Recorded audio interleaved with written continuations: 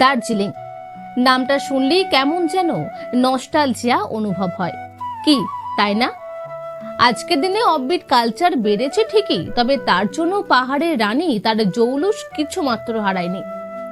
Tourist season ইতিমধ্যে শুরু হয়ে গেছে, তবে আপনিও কি ভাবছেন যে এই সিজনে একবার দার্জিলিং ঘুরে আসবেন? কিন্তু কিভাবে যাবেন, কোথায় থাকবেন, কি বা দেখবেন সেই নিয়ে কনফিউজড? তাহলে এই ভিডিওটি আপনারই জন্য। আজকের ভিডিওতে আমি আপনাদের দেব দার্জিলিং এর 4 দিন 3 রাতের একটি কমপ্লিট ট্যুর প্ল্যান। ডে 1, আপনি যদি কলকাতার দিক থেকে আসেন তবে বিকেল কিংবা সন্ধ্যার ট্রেন ধরে সকাল সকাল পৌঁছান শিলিগুড়ি কিংবা এনজিপি স্টেশন। সেখান থেকে শেয়ার গাড়ি, রিজার্ভ গাড়ি কিংবা এনবিএসটিসি বাসে করে 3 থেকে 4 ঘন্টার মধ্যে পৌঁছতে পারেন দার্জিলিং। মাথাপিছু শেয়ার গাড়ির ভাড়া পড়বে 250 থেকে 350 টাকা।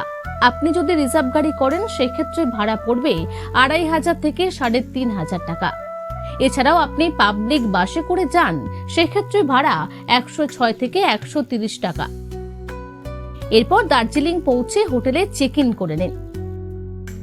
কোথায় থাকবেন? আপনি যদি বাজেট হোটেল খোঁজেন তবে দার্জিলিং স্টেশন কিংবা জাকির হোসেন রোডের উপর 800 থেকে 1000 টাকার মধ্যে একাধিক হোটেল পেয়ে যাবেন। এরপর একটু রেস্ট নিয়ে বিকেলে পায়ে হেঁটে দার্জিলিং স্টেশন চত্বর ও মল রোডের দিকটা ঘুরে আসুন। এছাড়াও আপনার যদি কিছু কেনাকাটা করার থাকে তবে তাও সেরে নিতে পারেন। ডে 2, খুব ভোর ভোর ঘুরে আসুন টাইগার হিল। আকাশ পরিষ্কার থাকলে এখান থেকে সানরাইজ ও কাঞ্চনজঙ্ঘার ভিউ আপনি কখনোই ভুলতে পারবেন না।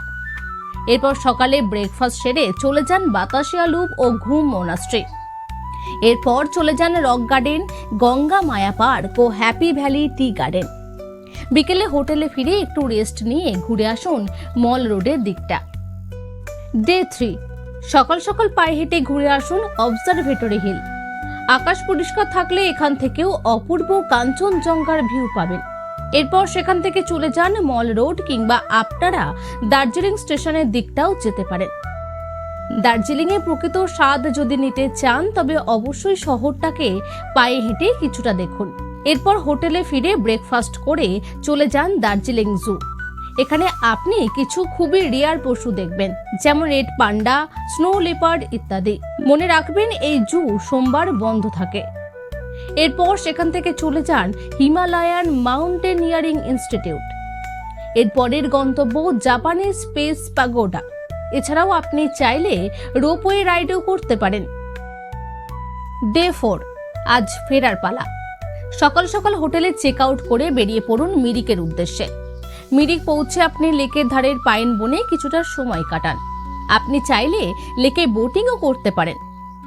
এরপর মিরিককে বিদায় জানিয়ে চলে যান নেপাল বর্ডার বা পশুপতি ফটক। এখানে আপনি খুব কম খরচে কেনাকাটা করতে পারবেন। মনে রাখবেন যে নেপাল বর্ডার পেরোতে গেলে আপনাকে আপনার ভ্যালিড আধার কার্ড দেখাতে হবে এবং অবশ্যই ক্যাশ সাথে রাখবেন। এই ট্রিপে আপনার ট্রেন, থাকা, খাওয়া এবং সাইট সিন নিয়ে মোট খরচ হবে 6000 থেকে 10000 টাকা। এই বাজেট নির্ভর করছে আপনি কোন ট্রেনে যাচ্ছেন কিংবা কেমন হোটেলে থাকছেন। দার্জিলিং শুধু একটা ট্যুর নয়, এটা একটা লাইফ টাইম এক্সপেরিয়েন্স। ভিডিওটা ভালো লাগলে লাইক, শেয়ার আর সাবস্ক্রাইব করতে ভুলবেন না। আর কমেন্টে জানান এর পরবর্তী ট্রিপ কোথায় হতে চলেছে।